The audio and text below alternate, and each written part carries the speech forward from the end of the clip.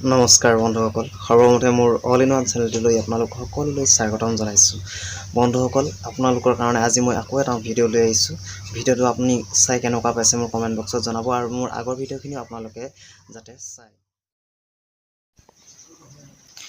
জুইয়ে পুৰিলে সাধাৰণতে ঢৌ উঠে আৰু অসহ্য বিষ হয়। তেতিয়া আপোনালোকে কি কৰিব তাৰ ওপৰত মই দুটামান কথা লৈ আহিছোঁ। আপোনালোকে ভিডিঅ'টো শেষলৈকে চাই থাককচোন। অশোকৰ কাঠ খোৱাৰ উপৰিও পুৰা ঠাইত প্ৰলেপ দিব লাগে। তেতিয়া বহু পৰিমাণে সকাহ পোৱা যায় জুই পৰাৰ পৰা। পুৰৈ শাকৰ পাত ২-৩খন মিহিকৈ খুন্দি মাখনৰ সৈতে লগাব লাগে। আপোনালোক সকলোৱে পুৰৈ গছ চিনি পায়েই চাগে। মেথিগুটি ৫০ গ্ৰাম পানীত তিয়াই তাক পিহি পুৰা ঠাইত প্ৰলেপ দি থ'লে ৰমৰমনি ভমভমনি নাইকিয়া হয়। আচলতে কথাটোতো আপোনালোকে বুজিব পাৰিছেই।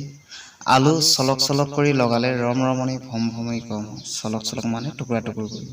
জুইয়ে পুৰা ঘাত অমিতা আঠা লগালে যথেষ্ট উপকাৰ পোৱা যায়। তেনেহ'লে বন্ধুসকল, আজি ভিডিঅ'টো ইমানেই। আৰু আপোনালোকে মোৰ চেনেলটো ছাবস্ক্ৰাইব কৰি থৈ যাব, লাইক কৰি থৈ যাব। আকৌ এটা নতুন ভিডিঅ' লগ পোৱাৰ আশাৰে আজিলৈ আহিছোঁ। জয় অসম।